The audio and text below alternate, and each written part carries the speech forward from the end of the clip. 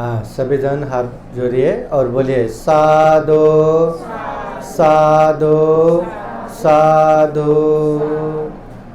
नमो बुद्धाय, नमो धम्माय, नमो संघाय। स्वागत है आप सभी का। आप लोग देख रहे हैं बुद्धा टीचिंग चैनल और हम यहाँ महाकारुणिक तथागत बुद्ध और उनके मानवहित कल्याणकारी धम्म के विषय में चर्चा करते हैं। विशेषतः वर्षावास काल अवधि में जो कार्यक्रम होता है हम ज़्यादातर आप लोगों को दिखाने की कोशिश करते हैं। तो आज भी हम आप लोगों को ये जो प्रत्यक्ष कार्यक्रम दिखा रहे हैं, ये न्यू हनुमान नगर स्थित जोगदान परिवार में ये जो विशेष वर्षावास धम्मदेशना परित्राण हो रहा है, यहीं से आप लोगों को दिखा रहे हैं। तो आइए आज का ये कार्यक्रम शुरू करते हैं। साधु बुद्धं नमामि, धम्मं नमामि, संघं नमामि। महाकारुणिक तथागत गौतम बुद्ध बोधिसत्व डॉक्टर बाबासाहेब आंबेडकर ती बंद करा की मला त्याचा आवाज यायला लागला की पाठीमागचा लय आवाज यायला लागला।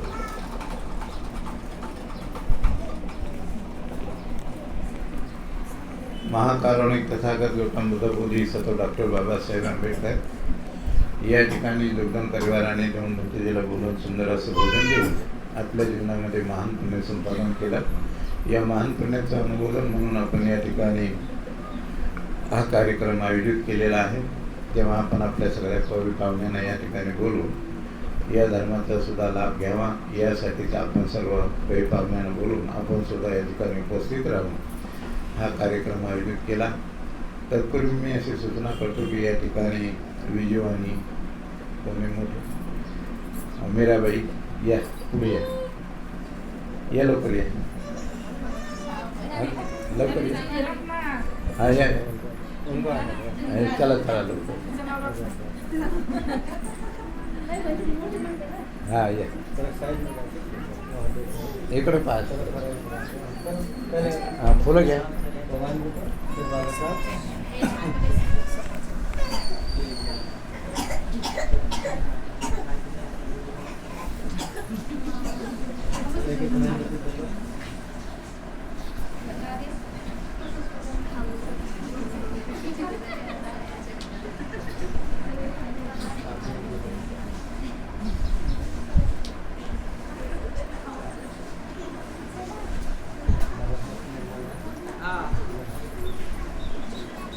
चला हे झाल्यावर हां त्याच्यावर या लवकर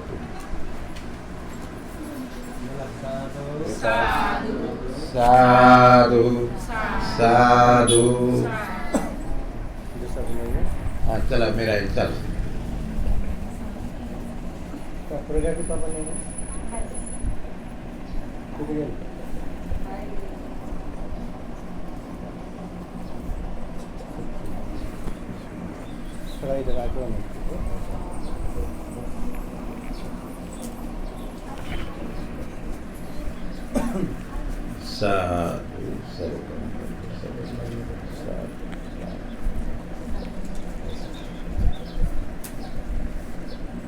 यानंतर विकास चला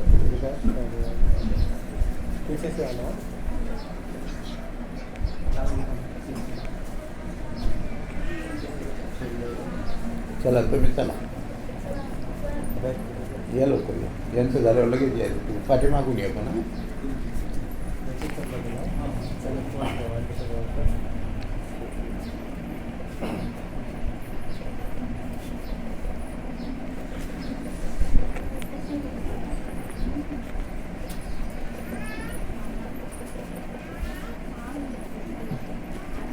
चला ते झाल्यावर कधी कोणी यायचं पाठीमागून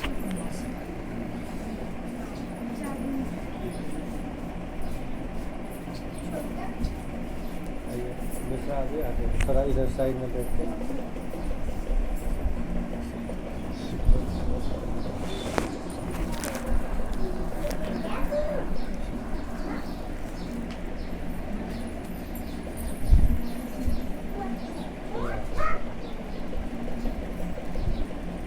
हाँ चला चला चला ही जागा तुम्ही पण यायचा. बसताना आता व्यवस्थित बसा जरा 2-2-3-3 लाईनमध्ये.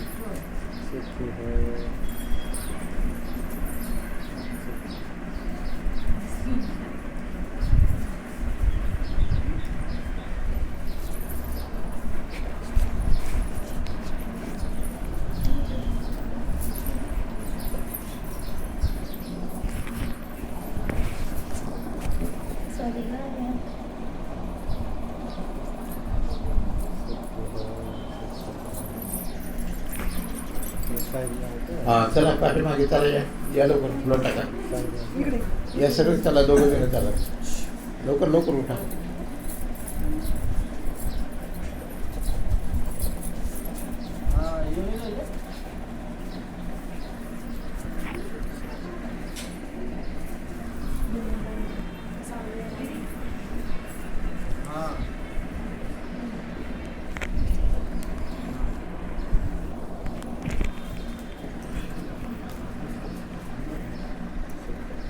हां व्यवस्थित बसा आता लाईनीत बसा लाईनीत.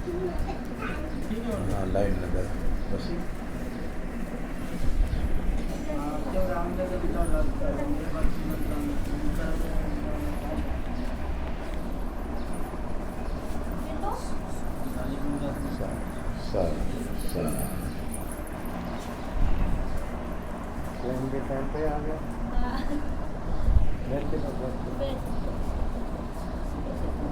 हां इकडून बसा नाही इकडून लाईन धरा.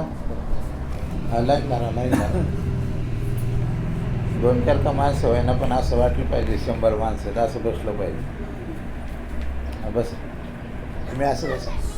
तुम्ही थोडंसं इकडं व्हायला इकडं व्हायला थोडंसं इकडं व्हा.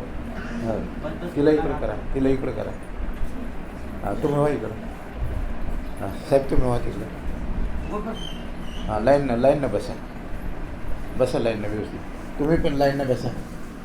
हां तुम्ही अलीकडे तुम्ही पलीकडे व्हा या लाईन. हां बस बाळा खाली. आता बाल्कनीवर नाही बसायचं खाली बसायचं.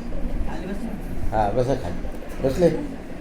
हां म्हणा साधू साधू.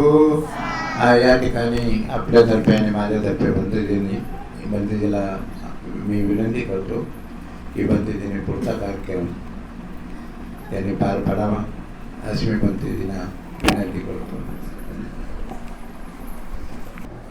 सर्वप्रथम बुद्ध धम्म संघ को वंदना करेंगे. सब लोग हाथ जोड़िए.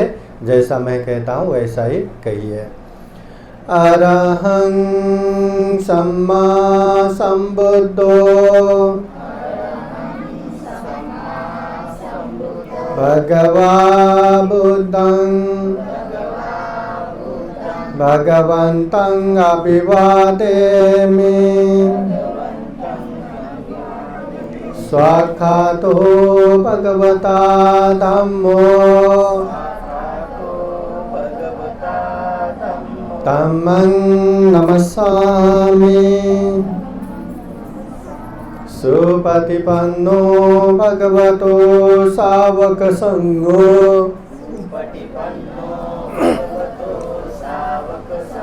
संघं नमामि. आशीर्वाद प्रार्थना कीजिए. वन्दामि वन्दे भारतेन कृतं सबं अपराधं क्षमतु मे वन्दे.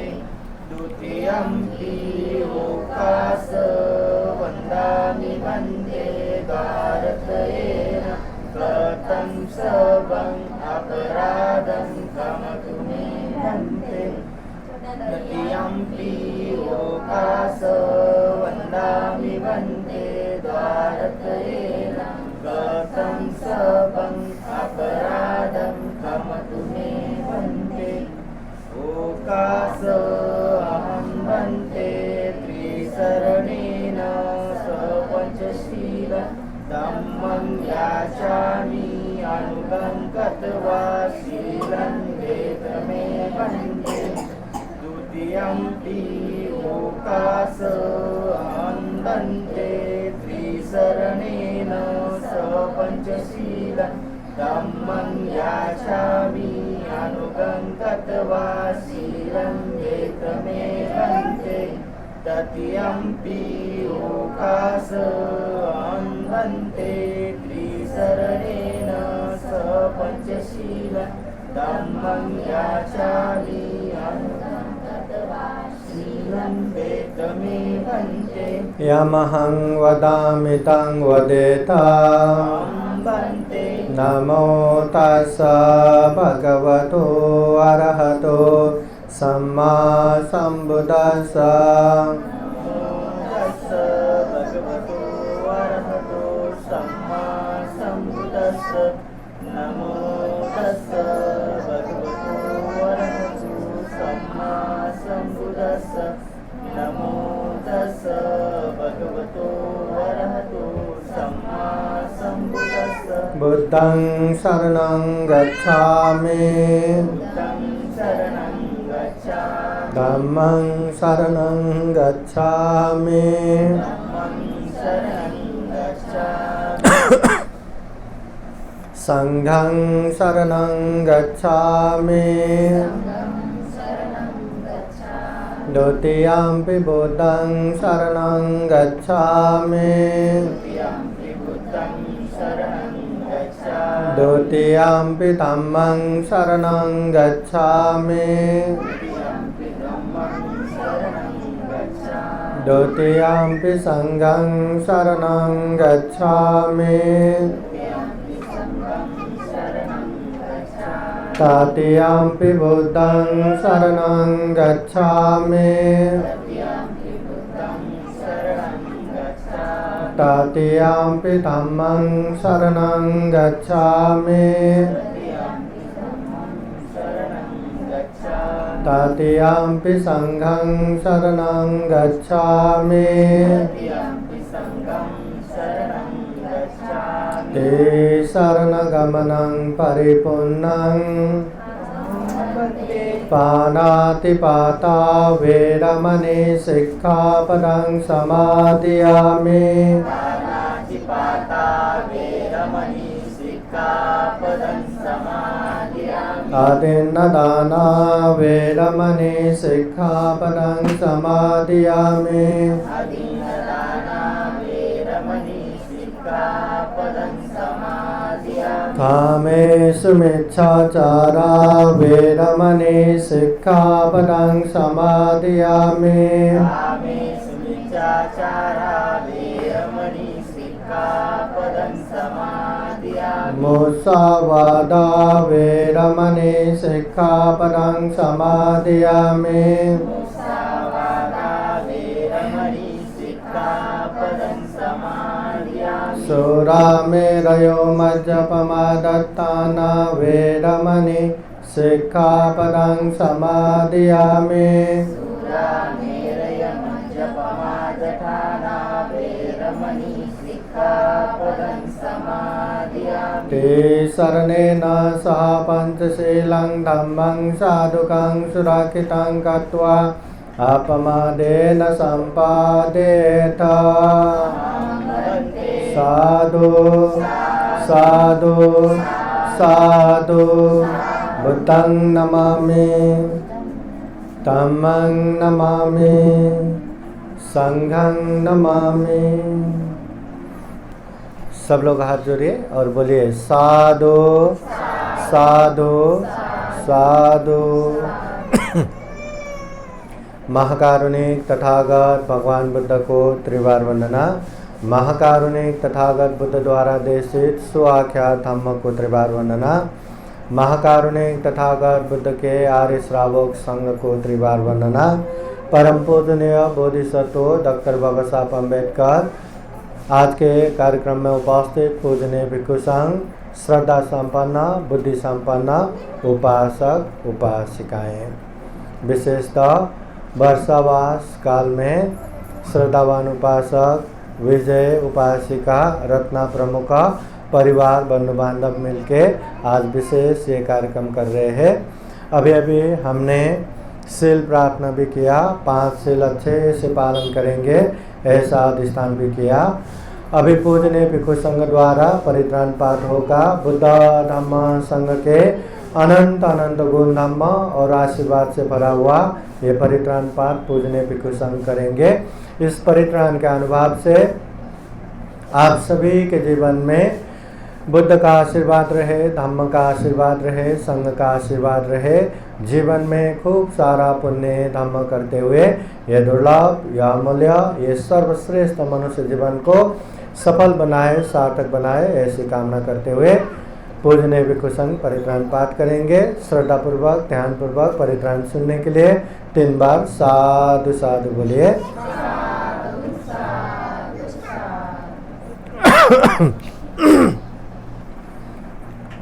समन्ता चक्रवालेषु अत्र गच्छन्तु देवता सदमं मुनिराजस शृण्वन्तु सद्गमोक्खदं धम्मश्रवणकालो अयं वदन्ता धम्मश्रवणकालो अयं वदन्ता परितधम्मश्रवणकालो अयं वदन्ता।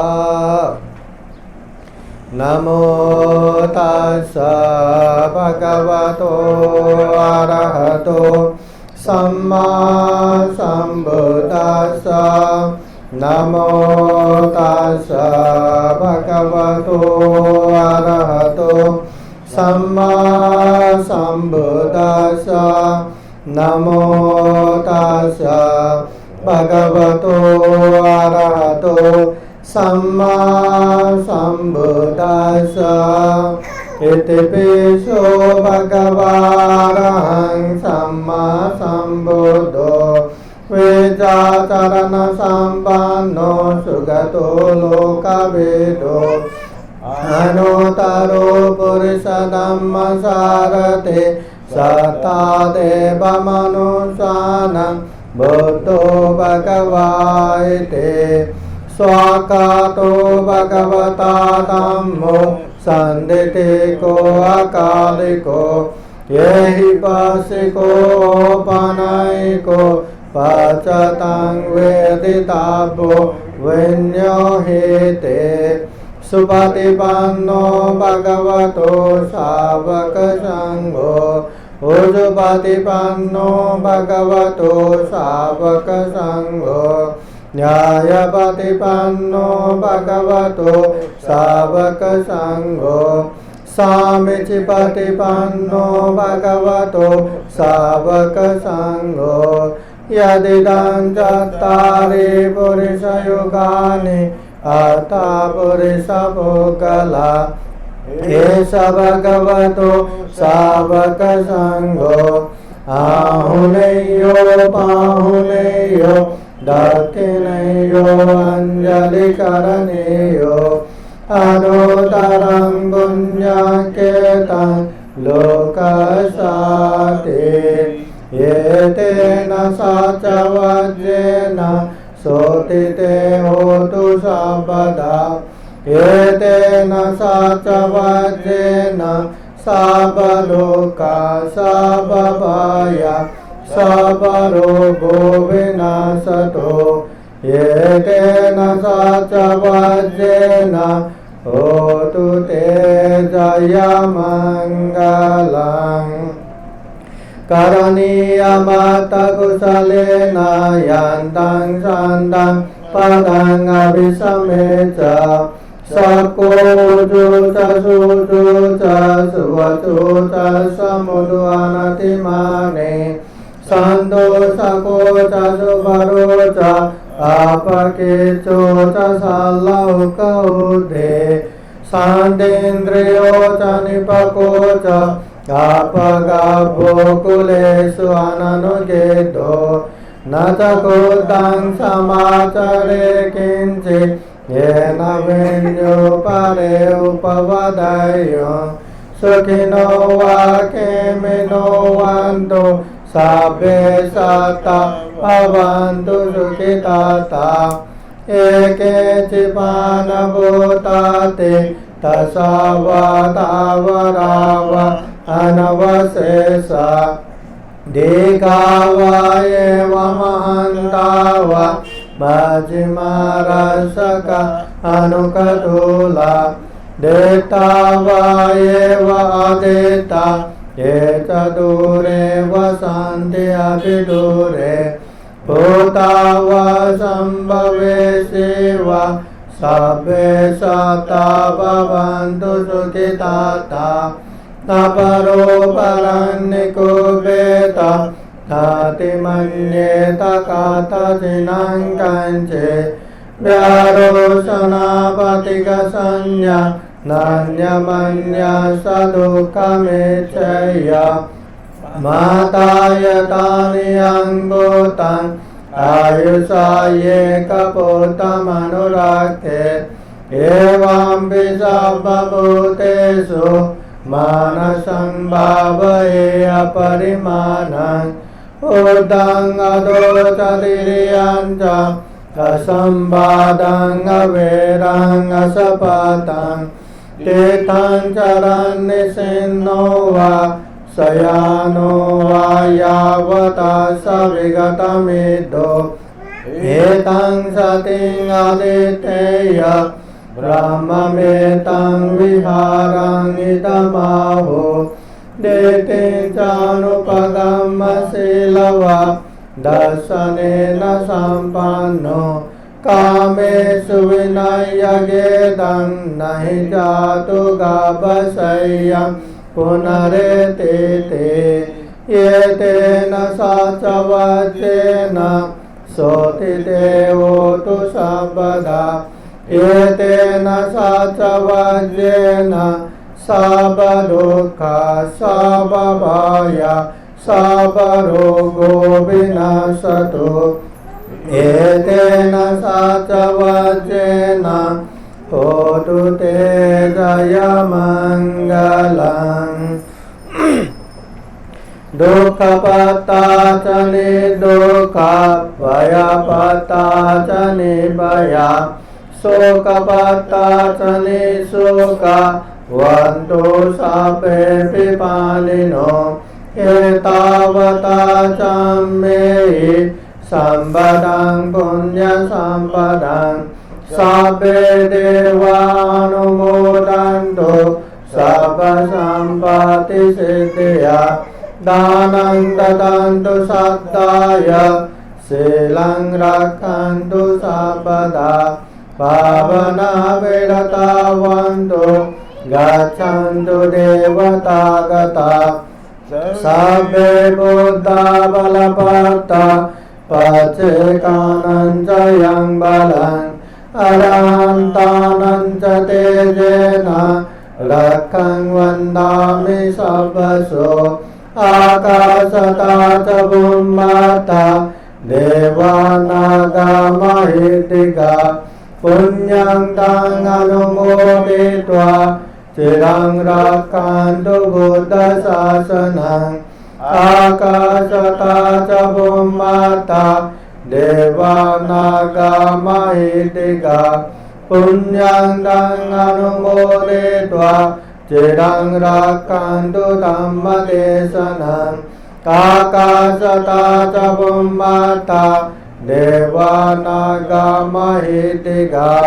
पुण्यं तं अनुमोदित्वा चिरं रक्षन्तु त्वं परान्ते साधु साधु साधु बुद्धं नमामि धम्मं नमामि संघं नमामि। बुद्ध धम्म संघ के अनंत गुण धम्म और आशीर्वाद से भरा हुआ परित्राण पाठ अभी संपन्न हुआ। अभी पूजने भिक्षु संघ का थोड़ा थोड़ा धम्म देशना सुनेंगे। सर्वप्रथम पूजने भिक्षु अनिरुद्ध थेरो भंते जी धम्म देशना देंगे। सभी लोग आराम से सुनिए। मना साधु साधु नमो तस्स भगवतो अरहतो सम्मा सम्बुद्धस्स नमो तस्स भगवतो अरहतो सम्मा सम्बुद्धस्स नमो तस्स भगवतो अरहतो सम्मा सम्बुद्धस्स। महाकारुणिक तथागत गौतम बुद्ध बोधिसत्व डॉक्टर बाबासाहेब आंबेडकर या ठिकाणी जमलेले सर्वबौद्ध उपासक उपासिका बालक आणि बालिका आहेत। या ठिकाणी पूजनीय डॉक्टर इंदवस भंतेजी महास्तवीर यांना तीव्र अभिवादन करून आपण या ठिकाणी उपस्थित झालात त्याबद्दल आपलं सुद्धा एका ठिकाणी अभिनंदन करून आपण या प्रवचनाला सुरुवात करणार आहोत। भगवान बुद्धाकडे अनेक प्रकारचे उपासक येत असत आणि आल्याच्यानंतर भगवंतांना अनेक प्रकारचे प्रश्न ते विचारत असत। भगवंतांना यथाशक्ती जे काही प्रश्न विचारले त्या प्रश्नाचं उत्तर देत असत आणि मग त्यांना मुक्तावस्था प्राप्त कशी करायची काय करायची याच्यावरती प्रवचन देत असत। अशीच एक महिला अशीच एक आजीबाई भगवंताकडे आली आणि भगवंताकडे आल्याच्यानंतर भगवंताने तिला विचारलं की भगवान मला असा धर्माचा उपदेश करा की जेणेकरून तो सोपा साधा आणि आपल्या बोली भाषामधून मला तो प्रवचन करा की जेणेकरून माझं कल्याण होईल। असं म्हणल्याच्या नंतर भगवान तिला म्हणतात की आजीबाई धर्म तर साध्या आणि सोप्या भाषेमध्येच सांगितला पाहिजे।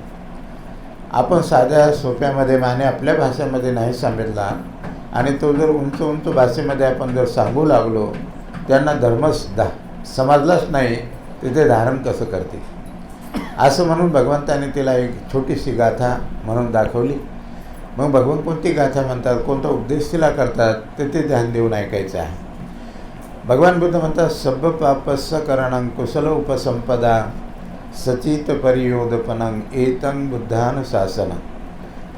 तेव्हा ही गाथा म्हणल्याच्यानंतर आजीबाईला सांगितली आणि आजीबाईला सांगितल्याच्यानंतर भगवंताने त्या आजीबाईला त्याचा अर्थ समजावून सांगितला।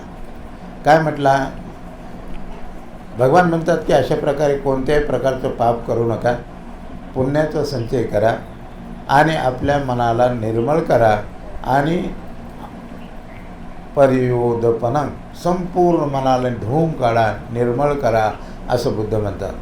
म्हणून आपल्या जीवनामध्ये कोणत्याही प्रकारचं पाप न करता आपण पुण्य केलं पाहिजे आणि पुण्य करून आपल्या मनाला आपण निर्मळ केलं पाहिजे असं म्हणल्याच्यानंतर भगवंताने सांगितल्याच्यानंतर मग आता मनाला निर्मळ कसं करायचं काच सोडा टाकायचा आणि मग अशा प्रकारे काहीतरी दुसरं काही घालायचं मग असं हिसळून काढायचं असं काय आहे का?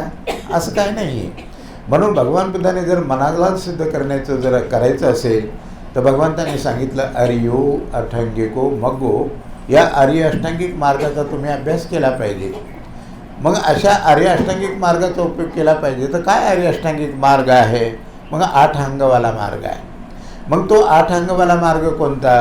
मग त्याला म्हणतात अशा प्रकारे सम्यक दृष्टी सम्यक संकल्प सम्यक वाचा सम्यक कर्मांत सम्यक आजीविका सम्यक व्यायाम आणि सम्यक स्मृती सम्यक अशा प्रकारे हे 8 भाग आहेत। मग ह्या 8 भागाचा आपण अभ्यास करून आपल्या जीवनामध्ये जी काही मळ आहे जी काही आपल्यामध्ये गंदगी आहे मग ती रागाची गंदगी असेल द्वेषाची गंदगी असेल ईर्ष्याची गंदगी असेल तर या मध्यम मार्गाच्या स्वरूपातून आपण त्याचा अभ्यास करून ती काढून टाकली पाहिजे।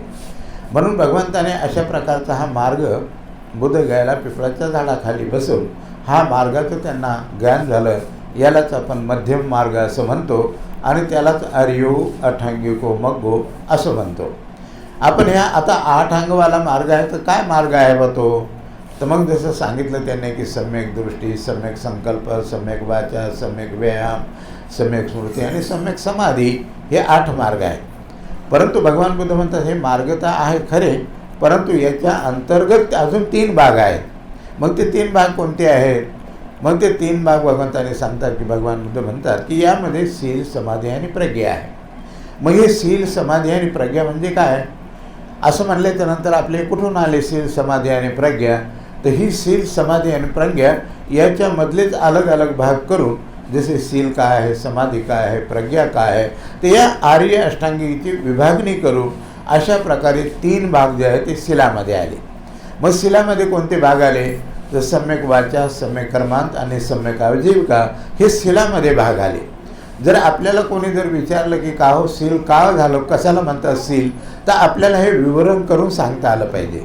आणि विवरण करून सांगता आलं पाहिजे की हे शील याला म्हणतात की याच्यामध्ये शील सदाचाराचे 3 भाग आले आर्य अष्टांगिक मार्गाचे, म्हणून याला शील असं म्हटलेलं आहे. म्हणून दुसरा जो पार्ट आहे त्याला म्हणतात समाधी. समाधी म्हणजे कुशल चित्ताची एकाग्रता. जोपर्यंत आपलं मन एकाग्र होत नाही, जोपर्यंत आपलं मन आपल्या ताब्यात येत नाही, जोपर्यंत आपण आपल्या मनाचे मालक बनत नाही, तोपर्यंत आमच्या हातून कोणत्याही प्रकारचं चांगलं काम होणार नाही. म्हणून आपलं मनच जर आपल्या ताब्यात नाही तर आपल्या हातून कोणत्याही प्रकारचं काम चांगलं होणं शक्य नाही. म्हणून भगवंताने फार मोठी विद्या शोधून काढली की मनाला कशा प्रकारे आपण शुद्ध करायचं आहे, तर त्यासाठी समाधीचा उपयोग सांगितला. त्याला आपण आनापानसतीसुद्धा म्हणतो. म्हणून भगवंताने सांगितले की समाधी कशी बनते. मग याच आर्य अष्टांगिक मार्गाचे 3 भाग सम्यक व्यायाम, सम्यक सम्यक स्मृती आणि सम्यक समाधी अशा प्रकारचे 3 भाग या समाधीमध्ये आले. म्हणून 3 आणि 3 6 झाले. आणि दुसरा आहे 3रा नंबर, त्याला म्हणतात प्रज्ञा.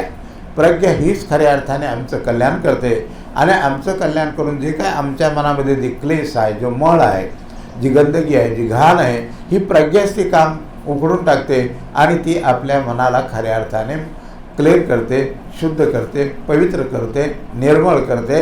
अशा प्रकारे प्रज्ञा. मग ही प्रज्ञा कशी बनली, तर प्रज्ञा 2 प्रकारे जे आहे 2 भाग त्याला म्हणतात सम्यक दृष्टी आणि सम्यक संकल्प. 3 आणि 3 6 आणि 2 किती झाले 8. मग हा 8 मार्ग जो आहे त्यालाच भगवंताने म्हटले आर्यो अष्टांगिको मग्गो. आणि याच्या अंतर्गत जे 3 भाग आले त्यालाच आपण म्हणतो शील आहे, समाधी आणि प्रज्ञा आहे. आपण बोलताना म्हणतो की नाही आमच्या धर्मामध्ये काय आहे, आमच्या धर्मामध्ये शील आहे, समाधी आणि प्रज्ञा आहे.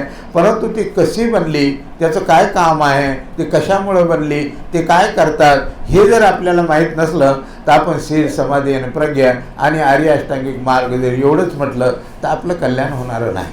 म्हणून आपल्याला ही सगळी विभागणी आली पाहिजे. आणि ते काय काम करतात, कशामुळे भगवंताने ही विद्या शोधून काढली, त्यालाच आपण मध्यम मार्ग म्हणतो. मग हा मध्यम मार्ग जो आहे, भगवान बुद्ध या मार्गावर चालता चालता ते सम्यक संबुद्ध झाले. म्हणून आपण सुद्धा अशा प्रकारे या मध्यम मार्गावर चालून आपण सुद्धा मुक्त अवस्था प्राप्त करू शकतो. अशा प्रकारे जर आपण केलं तर खऱ्या अर्थाने आपली मुक्त अवस्था प्राप्त होते.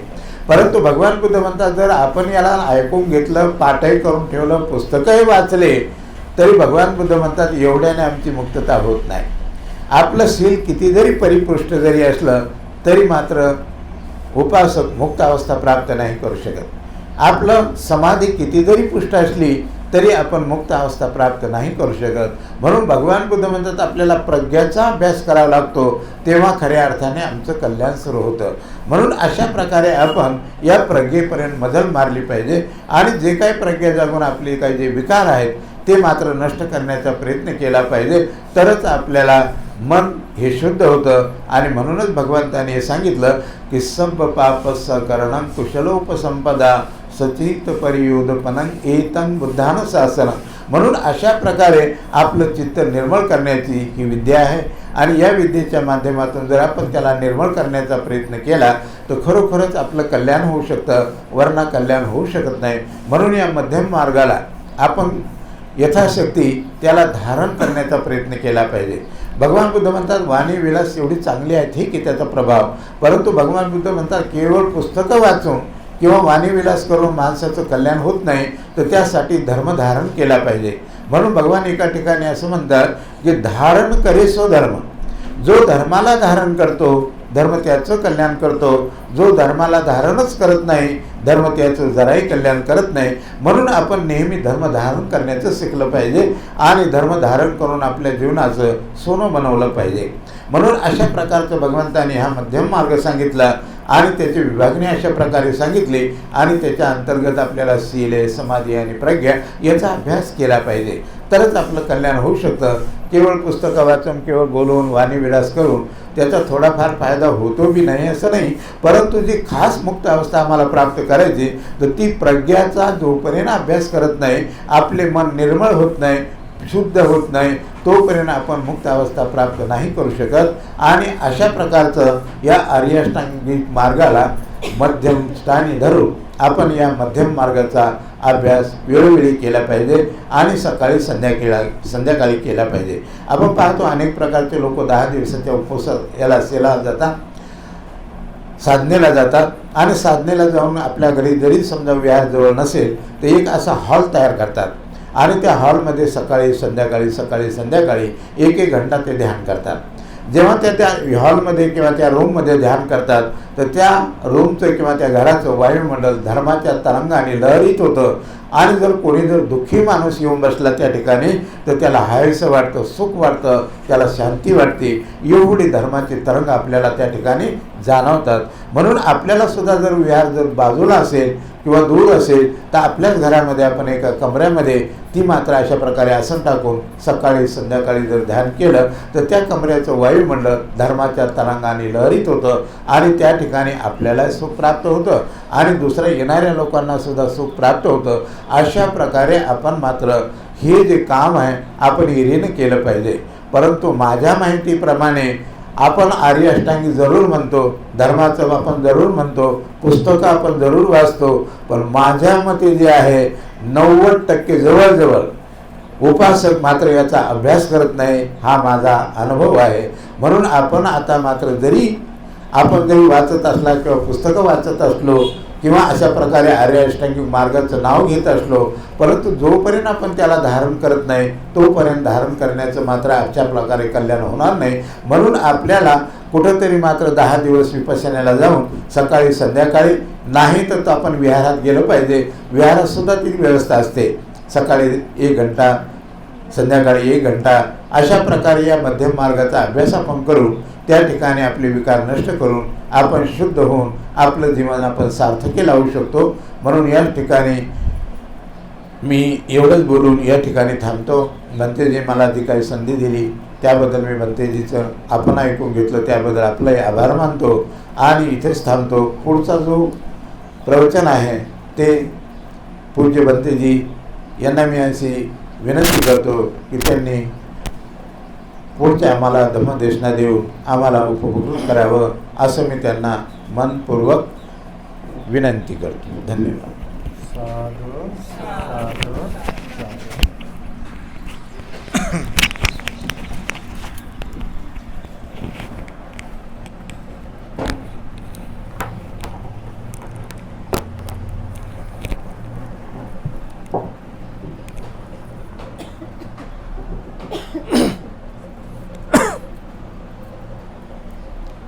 सभी जन हाथ जोड़िए और बोलिए साधु साधु साधु.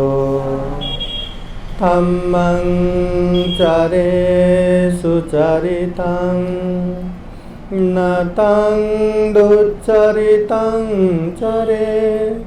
धम्मचारी सुखं सेते अस्मिन् लोके परामि च. महाकारुणिक तथागत भगवान बुद्ध को त्रिवार वंदना. महाकारुणिक तथागत बुद्ध द्वारा देशित सुआख्यात धम्म को त्रिवार वंदना. महाकारुणिक तथागत बुद्ध के आर्य श्रावक संघ को त्रिवार वंदना.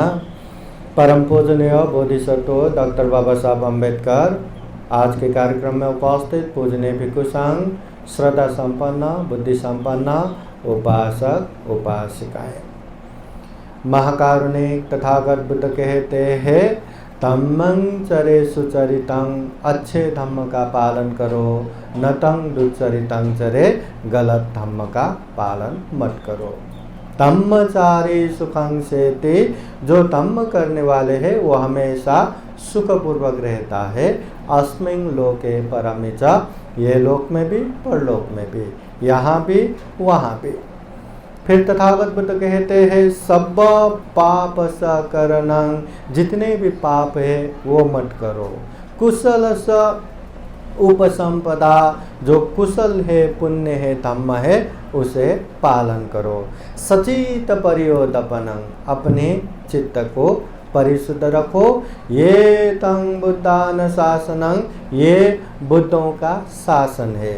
शासन बोले तो शिक्षा, धम्म, उपदेश, ये बुद्धों का उपदेश है। बुद्धों का मतलब एक बुद्ध का नहीं, जितने भी पहले बुद्ध बन के गए, जो भी अभी बुद्ध है, जो भी बाद में आने वाले बुद्ध है, सभी बुद्धों का सार उपदेश, पाप मत करो, पुण्य करो, चित्त परिशुद्ध रखो। ऐसा उपदेश देने वाले तथागत बुद्ध। और हम वो बुद्ध के शरण में जाते हैं। बुद्धं शरणं गच्छामि, वो बुद्ध को हम बार बार नमस्कार करते हैं। नमो तस्स भगवतो अरहतो सम्मा संबुद्धस्स, वो तथागत भगवान अरहत सम्यक संबुद्ध को नमस्कार करते हैं या वंदना करते हैं करके। और हम ये भी संकल्प लेते रहते हैं, नास्ति में शरणं अन्यं बुद्धो में शरणं वरं, दूसरा कोई और शरण नहीं है, बुद्ध ही मेरा शरण है। ये तेन सच वचन, ये सत्य वचन के अनुभाव से वो तु ते जय मंगलन, आप सभी का जय मंगल हो तुम्हें जय मंगलन, हमारा हमेशा मंगल हो, कल्याण हो, ऐसे कामना करते हैं। तो वो बुद्ध का तस्वीर रख के हो या मूर्ति रख के हो, हम घर घर में भी उनको प्रतिस्थापन करते हैं, उनका पूजा करते हैं, उनका सम्मान करते हैं, उनका स्तुति करते हैं वो तथागत बुद्ध को। देखो ये घर में ये तथागत बुद्ध की मूर्ति घर का ही है ना, और ऊपर देखा तो बहुत सारे तस्वीरें भी है। हम तथागत बुद्ध के मूर्ति भी रखते हैं, तस्वीर भी रखते हैं, और उनको पूजा भी खूब दिल से करते हैं। हर कोई बुद्ध की पूजा करना चाहते हैं, हर कोई बुद्ध की, है ना, ये आस्था भक्ति करना चाहते हैं। महाकारुणिक तथागत बुद्ध कहते हैं, यो धम्मं पश्यति सो मं पश्यति, जो धम्म को देखेगा वो बुद्ध को देख पाएगा। हमें बुद्ध देखना है ना, हाँ, तो बुद्ध केवल तस्वीरों में नहीं मिलता, बुद्ध केवल मूर्तियों में नहीं मिलता। अगर बुद्ध को देखना है तो चारों धाम घूमने से भी बुद्ध देखने को नहीं मिलता। बुद्ध का जन्म लुम्बिनी वन में हुआ, लुम्बिनी घूमने गया बुद्ध ने, बुद्ध गया में बोधि ज्ञान प्राप्त किया, बुद्ध गया घूमने को गया। बुद्ध ने ऋषिपतन मृगदावन सारनाथ में पहला धम्मचक्र प्रवर्तन किया, उपदेश दिया, तो सारनाथ घूमने गया। तथागत बुद्ध का महापरिनिर्वाण कुशीनगर में हुआ तो कुशीनगर घूमने को गया, श्रावस्ती घूमने को गया, राजगिरी, नालंदा, वैशाली, सारी जगह घूमने को गया, फिर भी बुद्ध देखने को नहीं मिलेगा। केवल बुद्ध के मूर्ति दर्शन करने से, बुद्ध के प्रमुख जगहों पे दर्शन करने मात्र से बुद्ध मिलने वाला नहीं है, बुद्ध दिखने वाला नहीं है। तो बुद्ध को कैसे देखना है? तो बुद्ध स्वयं कहते हैं, यो धम्मं पश्यति सो मं पश्यति, जो धम्म को देखेगा वो बुद्ध को देख सकता है। तो हमने वो धम्म को देखा कि नहीं? वो धम्म को समझा कि नहीं? जब तक हम धम्म नहीं समझेंगे तब तक हम बुद्ध को नहीं समझ पाएंगे। जब तक धम्म को अभ्यास नहीं कर पाएंगे तब तक बुद्ध को अनुभूति नहीं कर पाएंगे। इसलिए धम्म देखना बहुत जरूरी है। तथागत बुद्ध के समय में एक श्रद्धावान उपासक, श्रावस्ती नगर के एक श्रद्धावान उपासक बुद्ध का उपदेश सुन रहा था। बुद्ध के उपदेश सुनते सुनते बुद्ध को देखा, और बुद्ध को देखा तो देखते ही रह गए। तथागत बुद्ध 32 महापुरुष लक्षण से परिपूर्ण है, 80 अनुव्यंजन से परिपूर्ण है, दिखने में देवता से कम नहीं है, इतने अच्छे। तथागत बुद्ध। तो बुद्ध को देखा तो देखते रहे, अरे कितना अच्छा तथागत बुद्ध, बुद्ध का रूप कितना अच्छा है, बुद्ध का वर्ण कितना अच्छा है, बुद्ध बोलते हैं तो कितना अच्छा है, बुद्ध बैठते हैं तो कितना अच्छा है। वो देखते देखते एक तरह से मतलब आसक्त हो गया, अभी तो बुद्ध को ही देखते रहना है, बुद्ध को ही देखते रहना है। फिर उसके मन में आया, अभी ऐसे प्रवचन सुन के बैठेंगे तो बुद्ध चला जाएगा, प्रवचन होने की बात तो चला जाएगा, फिर बुद्ध को कैसे देख पाएंगे। चलो अभी बुद्ध के पास मैं भी प्रवज्ञा लेता हूँ, मैं भी भिक्षु बनता हूँ, तब तो हमेशा देखने को मिलेगा। तो वो भी भिक्षु बनने गया, केवल और केवल बुद्ध को देखने के लिए। भिक्षु बनने के बाद भी बुद्ध का उपदेश, बुद्ध का धम्म कोई लेना देना ही नहीं, केवल बुद्ध को ही देखते रहते थे। प्रवचन हुआ तो सबके सामने बैठ के, अरे बुद्ध कितना अच्छा है, बुद्ध बोलते हैं तो कितना अच्छा है, हाँ बुद्ध का रूप कितना अच्छा है, बुद्ध का वर्ण कितना अच्छा है, वो देखते देखते बैठे रहते थे। और कभी कभी तो ऐसा भी हुआ कि सामने से इतना अच्छा है तो पीछे से कितना अच्छा होगा, गया वो ना ऐसे भीड़ में पीछे, और वहां भी देखते थे, अरे यहाँ दूर से भी कितना अच्छा है, तो वो दाएं से कैसे रहेगा, फिर भीड़ से दाएं की तरफ देखते थे, दाएं से तथागत बुद्ध को देखा, अरे यहाँ से भी कितना अच्छा है, बाएं से देखते थे, बाएं से भी कितना अच्छा।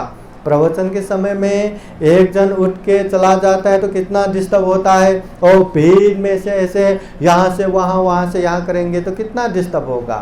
तो ये बातें बुद्ध ने जान लिया, तो बुद्ध ने उसको बुला के कहते हैं, उसका नाम वोकली है, मूर्ख वोकली, तुम्हारा शरीर भी मल मूत्रों से भरा हुआ है, मेरा शरीर भी मल मूत्रों से भरा हुआ है, केवल शरीर देख के बैठने वाले जाओ मेरे सामने मत बैठो। उसको भगा दिया। उसको मतलब दिल पे बहुत लगा, अरे मैं बुद्ध को देखने के लिए भिक्षु बन के बैठा हूँ, सारा चीज़ छोड़ के बैठा हूँ, पर बुद्ध मुझे चाहते ही नहीं, बुद्ध मुझे गुस्सा करते, गाली देते हैं। अगर बुद्ध ही मुझे पसंद नहीं करते तो मैं यहाँ बैठ के क्या करूँ। अगर यहाँ नहीं बैठना तो दूसरी जगह जाएंगे तो बुद्ध को देखने को नहीं मिलेगा, फिर बुद्ध को देखने को नहीं मिलेगा तो मैं जी के क्या करूं। मरने के लिए तैयार हो गया। फिर तथागत बुद्ध वहां आके बहुत प्यार से समझाते हैं, है वो कली, यो धम्मं पश्यति सोमं पश्यति, जो धम्म को देखेगा वो बुद्ध को देखे समान है। तुमने धम्म तो देखा ही नहीं, केवल शरीर देखने से बुद्ध कहाँ दिखेगा। तुम्हारा शरीर भी वैसा ही है, मेरा शरीर भी वैसा ही है, धम्म को देखो। तो ऐसे प्यार से बुद्ध का उपदेश सुन के वो कली को लगा कि बुद्ध मुझसे नापसंद तो नहीं करते, अगर नापसंद करते तो यहाँ क्यों आते। चलो अभी मैं भी धम्म को देखूंगा, मुझे बुद्ध देखना है। तो उस समय से उसने धम्म को खूब अच्छे से देखा, खूब अच्छे से अभ्यास किया, और धम्म पालन करते करते बहुत जल्दी वो दुख मुक्त भी हो गया। देखो, जब धम्म को देखा, धम्म को जाना, धम्म को अभ्यास किया, वो भिक्षु दुखों से मुक्त हो गया। इसलिए तथागत बुद्ध बार बार कहते हैं, पूजा करना मेरा नहीं है, बुद्ध का नहीं है। हाँ, बुद्ध को समझ के आचरण करो, अभ्यास करो, तब जाके कल्याण होगा। इसलिए पूजा दो तरह से करते हैं, या तो आमिष पूजा या तो प्रतिपत्ति पूजा। आमिष पूजा बोले तो तथागत बुद्ध को ये फूल से अनेक तरह से ये फल फूल, अगरबत्ती, मेणबत्ती, अनेक तरह से जो पूजा करते हैं वो आमिष पूजा हुआ। और जो तथागत बुद्ध के उपदेशों को जान के समझ के पालन करते हैं वो प्रतिपत्ति पूजा हुआ। हमेशा आमिष पूजा से कईयन ज्यादा प्रतिपत्ति पूजा बड़ा रहता है। इसलिए हमें अभ्यास करके पालन करके बुद्ध को पूजा करना है, धम्म को पूजा करना है, संघ को पूजा करना है।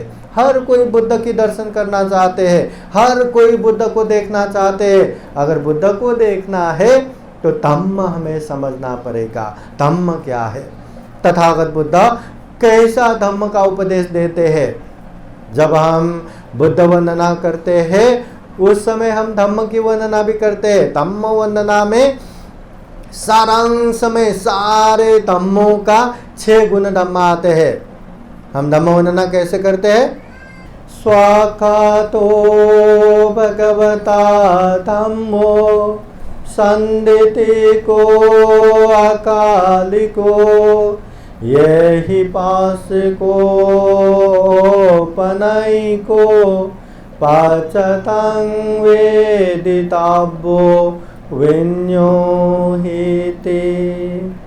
ये धम्म गुण जब भी हम बुद्ध पूजा करते हैं तब भी करते हैं, जब भी हम परित्राण सुनते हैं तब भी करते हैं। ये एक छोटा सा गाथा में तथागत बुद्ध ने जो धम्म का उपदेश दिया वो धम्म का सारांश गुण धम्म इसमें है। 6 गुण धम्म है। तो 6 गुण धम्म क्या है एकदम सारांश में बताता हूँ, याद रखिए। पहला है स्वाखातो। स्वाखातो भगवता धम्मो, भगवान बुद्ध के धम्म कैसा है? स्वाखातो है, सुआख्यात, मतलब अच्छे से बताया हुआ, अच्छे से समझाया हुआ। मतलब हर कोई समझ सके। किस तो खेतों में काम करने वाला किसान भी, यूनिवर्सिटी में पीएचडी करने वाला स्कॉलर भी, हर कोई समझे उस तरह से अच्छे से बताया हुआ ये तथागत बुद्ध के धम्म है। हाँ, आदि मध्य अंत पर्यंत कल्याणकारी। धम्म में जाते ही कल्याण शुरू, बीच में भी कल्याण, अंत में भी कल्याण, इस तरह का धम्म का उपदेश तथागत बुद्ध देते हैं। फिर तथागत बुद्ध कहते हैं, तथागत बुद्ध के धम्म क्या है? पहला स्वाखातो, दूसरा है संदिथिको। तथागत बुद्ध के धम्म आंखों से देखा फल आने वाला धम्म है। मतलब अच्छा किया तो उसका अच्छा परिणाम भुगतने के लिए मरने की जरूरत नहीं, मरने के बाद ही स्वर्ग मिलेगा, ऐसा नहीं। जीते जी आंखों से देखने को ही मिलेगा, ऐसा वो फल आएगा। अच्छा किया तो अच्छा फल तुरंत आएगा, बुरा किया तो बुरा भी तुरंत आएगा। संदिति को। फिर बुद्ध के धम्म अकाली को, ज्यादा समय न बीतते ही उसका फल आएगा। कुछ कुछ तो तत्काल ही आता है। हमने किसी का सम्मान किया, वो भी हमारा खूब सम्मान करते हैं। किसी को हमने गाली दिया और वो भी हमें जम के गाली देता है ना, तुरंत के तुरंत आता है, ज्यादा समय नहीं लगता। ऐसे बुद्ध के धम्म है। अच्छा पुण्य करेंगे तो उसका भी तुरंत परिणाम आएगा। मतलब बुढ़ापे की जरूरत नहीं है, मरने की जरूरत नहीं है। अच्छा करेंगे अच्छा तुरंत आएगा, बुरा करेंगे तो बुरा भी तुरंत आएगा। ऐसा धम्म है अकाली को। ये ही पश्य को, ये धम्म सबको आओ देखो, हाँ, ऐसा कहने योग्य धर्म है ये। ऐसा नहीं कि दूसरे लोग जानेंगे तो हमारा मजाक उड़ाएंगे, अरे दूसरों के सामने मत बोलो, ऐसा बोलने की जरूरत नहीं है। सबको आओ देखो परिचय करो, ऐसा कहने योग्य ये धम्म है। औपनयिको, तथागत बुद्ध के धम्म औपनयिको है। औपनयिको बोले तो ये धम्म सीधा सीधा निर्वाण के तरफ लेके जाता है, दुख मुक्ति की तरफ लेके जाता है। ऐसा ये धम्म है।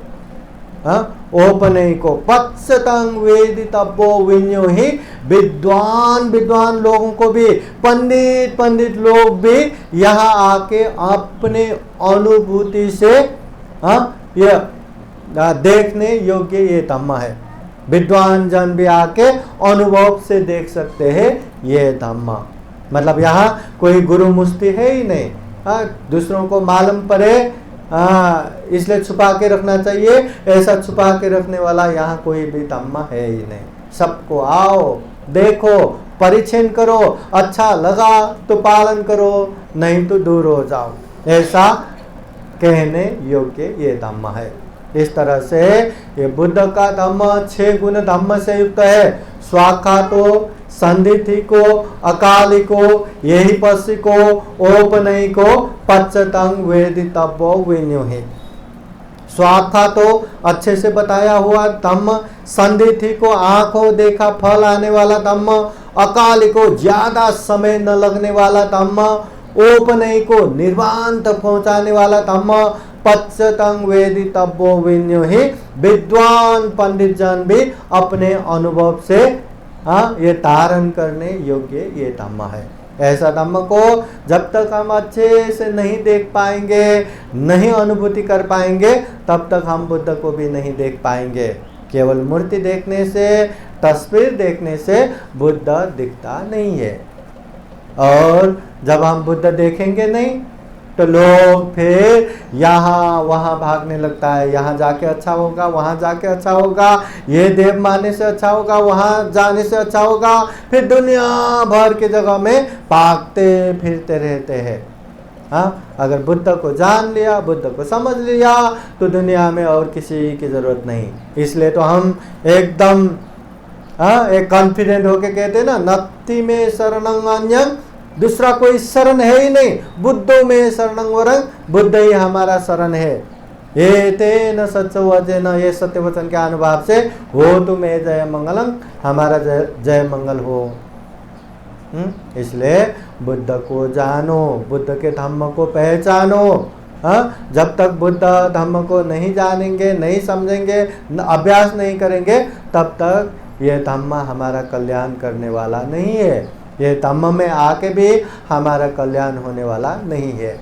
इसलिए हम यही कामना करते हैं, हम भी बुद्ध को देख सके, धम्म को जान सके, और अच्छे से बुद्ध धम्म को जान के, समझ के, पालन करके ये दुर्लभ, यह अमूल्य, ये सर्वश्रेष्ठ जीवन को सफल बना सके, सार्थक बना सके। अंत में जन्मजरा व्याधि मरण से मुक्त निर्वाण तक प्राप्त कर सके, ऐसी कामना करते हुए ये धम्म देशना यही समापन करते हैं। सबका मंगल हो, सबका कल्याण हो। भवतु सब मंगलं। साधु साधु साधु। अभी धम्म देशना के अंत में आप लोगों को बुद्धवाणी पाली गाथा द्वारा आशीर्वाद देते हैं। आप सभी के जीवन में बुद्ध का आशीर्वाद रहे, धम्म का आशीर्वाद रहे, संघ का आशीर्वाद रहे। सभेतयो विवाचान्तु सब्ब रोगो विनाशतु माते भवतु अन्तरायो सुखे दीर्घायुको भव। भवतु सब मंगलं रक्षन्तु सब देवता सब बुद्धानुभावेन सदा सोते भवन्तु ते। भवतु सब मंगलं रक्षन्तु सब देवता सब धम्मानुभावेन सदा सोते भवन्तु ते। भवतु सब मंगलं रक्षन्तु सब देवता सब संगानुभावेन सदा सोते भवन्तु ते। एचितं पाचितं दुह्यं क्षिपमेव समेजतु सबे पुरन्तु चित्तसंकल्पा छन्दोपन्नरसो यथा। आयु आरोग्य सम्पत्ति सर्ग सम्पत्तिमेव च अतो निब्बान सम्पत्ति इमिनाते समेजतु।